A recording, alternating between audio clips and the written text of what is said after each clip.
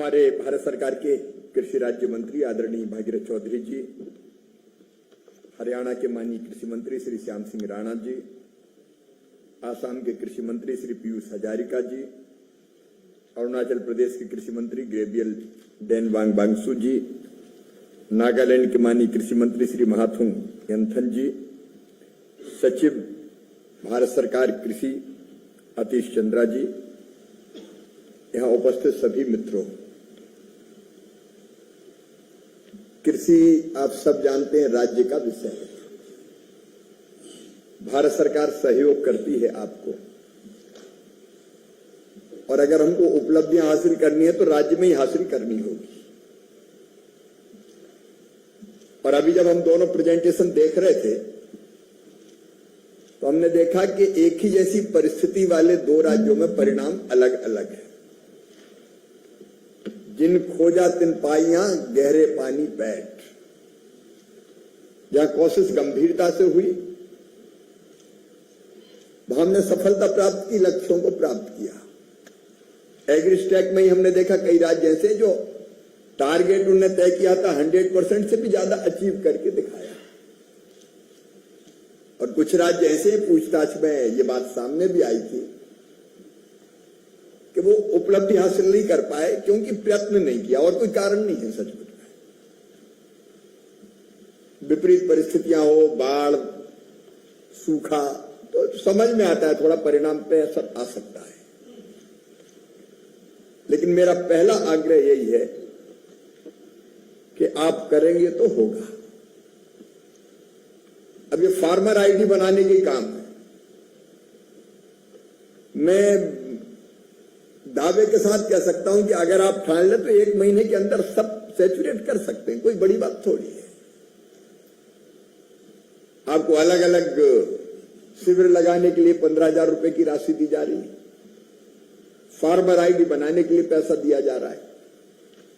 अब मुझे पता नहीं ईमानदारी से कितने शिविर लगे, नहीं कई बार शिविर का पैसा कोई कार्यक्रम के नाम पर खर्चा हो जाता है, किसान इकट्ठे कर लो, शिविर हो गया। 1 महीने का काम है, कोई बहुत बड़ा काम नहीं है। विपरीत परिस्थिति हो, मैंने बताया तो बात अलग है। कुछ राज्य हमारे नॉर्थ ईस्ट के वहां की परिस्थितियां अलग है, क्योंकि जमीनों पर कहीं कम्युनिटी लैंड है, उस तरह की कोई दिक्कतें हैं तो वो एसओपी बना रहे हैं, लेकिन बाकी राज्यों में वैसी दिक्कत नहीं है। तो एक तो मेरा आग्रह यही है कि कृपया करके इसको पूरी गंभीरता से लें और हम 100% सैचुरेशन की तरफ जाएं। लाभ की बात कोई आपको बताने की जरूरत नहीं है कि क्या फायदे होते हैं। महाराष्ट्र में कैसे 5 दिन के अंदर 14,000 करोड़ रुपए से ज्यादा फार्मर आईडी के माध्यम से बांट दिए गए थे। छत्तीसगढ़ में कैसे खरीद में कितने पैसे बचाए, ये उदाहरण हमारे सामने है। और जिन्होंने अच्छा काम किया मैं उनको हृदय से बधाई देता हूं। हमने काफी उपलब्धि हासिल की, ऐसा नहीं कि नहीं की है, कोई निराशाजनक बात नहीं है। और ताली बजाएं तो सब बजाएं, जोर से बजाएं उपलब्धि हासिल। या मुझे मरी मराई सभा अच्छी नहीं लगती कि जैसे तैसे बैठे हैं कि कब साफ जाएं तो अपन भी निकले। अगर हम आए हैं तो कोई कर्मकांड के लिए नहीं है, हम सचमुच में गंभीर प्रयास है। दोनों जो हमारे एग्रीस्टैक हो या दलहन आत्मनिर्भरता मिशन हो, बहुत महत्वपूर्ण राष्ट्रीय कार्यक्रम है हमारे। आज हमने रिव्यू कर लिया और देख लिया कि गैप्स कहां हैं। उपलब्धियां बहुत है। अब 10 करोड़ 41 लाख से ज्यादा फार्मर आईडी आप नहीं बनाए ना। लैंड पार्सल भी कई राज्यों ने बहुत अच्छा काम किया फार्मर आईडी बनाने के बाद। डिजिटल सर्वेक्षण का काम भी कई जगह प्रारंभ हुआ है, बहुत अच्छा। और कुछ मित्रों ने प्रैक्टिकल प्रॉब्लम्स भी बताई, माननीय मंत्रीगणों ने भी बताई, उन पर भी हम ध्यान देंगे। अब डिजिटल सर्वे में जैसे एक राज्य से ये बात आई थी कि गेहूं और धान का तो बढ़िया हो जाता है, लेकिन सोयाबीन जैसी फसल में ऊपर पत्ते रहते हैं, नीचे फलियां रहती, तो कई बार परफेक्ट प्रोडक्शन नहीं आता। तो मुझे लगता है वैसी चीजों को भी हम ध्यान में रख के रास्ते निकालेंगे, टेक्नोलॉजी से ही रास्ते निकलेंगे। लेकिन जहां काम किया वह जमीन पर फायदा हो रहा है, और फार्मर आईडी का जो उपयोग होने वाला है वो मुझे आपको बताने की जरूरत नहीं है। एक फार्मर आईडी अलाउद्दीन का चिराग हो जाएगी, इधर उधर भटकने नहीं कहीं। फार्मर आईडी है, किसी कागज की जरूरत ही नहीं है, काम हो गया। मुझे लगता है कि अब हम पूरी ताकत लगा के सैचुरेट कैसे करें, फुल सैचुरेशन। कुछ दिक्कतें आपने भी सामने देखी, उसको भी मैं उसके विस्तार में नहीं जा रहा। हमने फार्मर आईडी बना ली, लैंड पार्सल है ही नहीं साथ में, तो वो बेकार हो जाती है। बटाईदार किसान और बाकी सब जो वास्तव में खेती करते हैं, उनके लिए राज्यों को नीतियां बनानी पड़ेगी। वो अपने अपने राज्य बना भी रहे हैं। दक्षिण के राज्यों में उस मामले में काफी बेहतर काम हुआ है, कई राज्यों में। तो भूमि रिकॉर्ड को पूरी तरह डिजिटल करना पड़ेगा, नक्शे नहीं जुड़े जोड़ना पड़ेगा, नहीं तो फार्मर आईडी अधूरी रहेगी। तो वो काम पूरा कर लें आप। मुझे पूरा विश्वास है कि आज जो कमिटमेंट आपने किया है, या ये कहूं कि मैंने ले लिया है, लेकिन आप ये मत सोचना कि बाद में आज तो कह के निकल लेंगे, बाद में देखा जाएगा। मैं फिर पकड़ूंगा आपको। भाई मुझे पूरा विश्वास है कि हमारे अधिकारियों ने जो कहा है जिम्मेदारी के साथ कहा है, और इसलिए निश्चित समय सीमा में आज हमने जो तय किया है एग्रीस्टेक के बारे में, वो सारे संकल्प को पूरा करेंगे, क्योंकि देश के लिए, किसानों के लिए बहुत जरूरी है। और वैसे ही दालों की जरूरत आप जानते ही हैं, कितना इंपोर्ट हम कर रहे हैं, बताने की जरूरत नहीं है। इसमें भी आपने देखा अच्छा काम हुआ है। अब दालों में एरिया बढ़ना अपने आप में बड़ी बात है। 1% से ज्यादा पिछले साल के मुकाबले एरिया बढ़ा है, उत्पादन बढ़ा, उत्पादकता बढ़ी है। इस उपलब्धि के लिए मैं आप सबको हृदय से बधाई देना चाहूंगा। तो एक साल में परिणाम मैं समझता हूं ये बड़ी बात है। ऐसे युग में जब धान और गेहूं का वर्चस्व है चारों तरफ, या फिर मक्का मार हाथ छा रहे हैं कई जगह,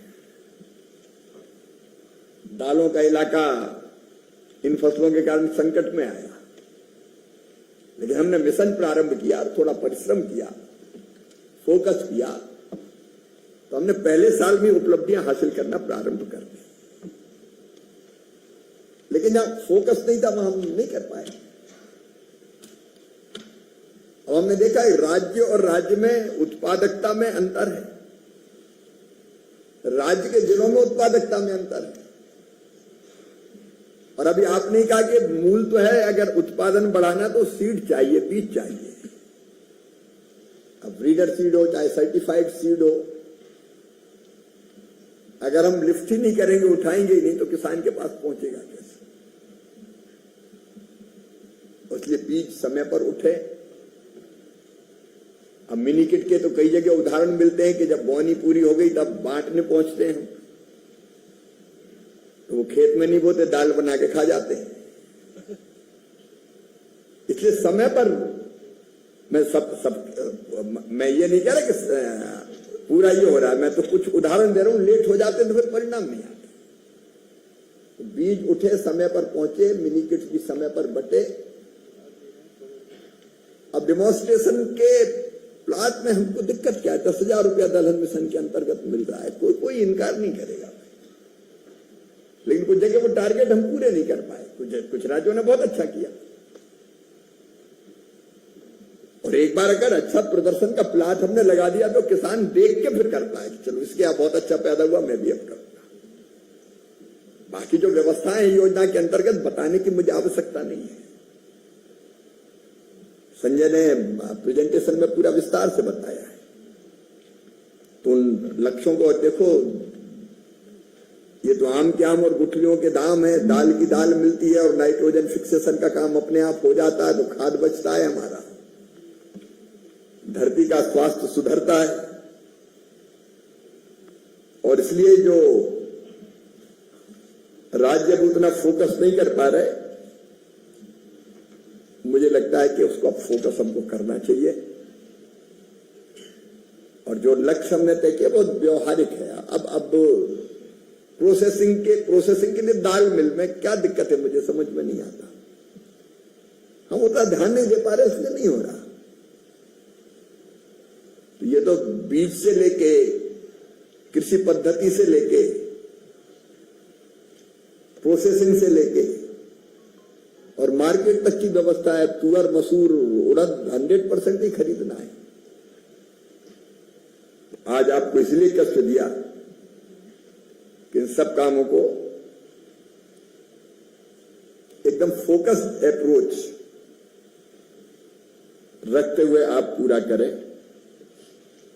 बहुत लंबा भाषण देने की जरूरत नहीं। पिसे पिसाए को क्या पीसना, आप तो खुद ही कर रहे हो इस काम को। हम आने वाले समय में जो समय सीमा तय की है उसके अंदर हम एग्रीस्टेक के टारगेट्स को भी अचीव करें और दलहन मिशन में जो हमने देखा है आप कर रहे हैं उसको भी पूरा करें। मुझे पूरा विश्वास है प्रधानमंत्री जी ने जिन उद्देश्यों को लेकर ये दोनों मिशन, डिजिटल एग्रीकल्चर मिशन हो या दलहन मिशन हो, आत्मनिर्भरता का, तो उन लक्ष्यों को हम निश्चित तौर पर प्राप्त करके अपने देश की बड़ी सेवा करेंगे। देश के लिए यही जीना है, देश की सेवा यही है। इतने शार्ट नोटिस पे आप आए, क्योंकि मैं समझता हूं कि सूचना 2-3 परसों ही दी है। हमने बुलाया और तुम चले आए परसों की सूचना पे। तो ये अपने आप में आपकी सक्रियता का ही प्रमाण है और इससे आपकी गंभीरता भी परिलक्षित होती है। मुझे पूरा विश्वास है कि हम सब मिलके इन लक्ष्यों को प्राप्त करेंगे। जो मुद्दे कुछ मित्रों ने उठाए, अधिकारी मित्रों ने भी उठाए, हमारे आदरणीय कृषि मंत्री साथियों ने भी उठाए, उनको भी ध्यान में रखते हुए उनमें से जो चीजें हो सकती है जरूर पूरा करेंगे। आप सबको बहुत बहुत धन्यवाद।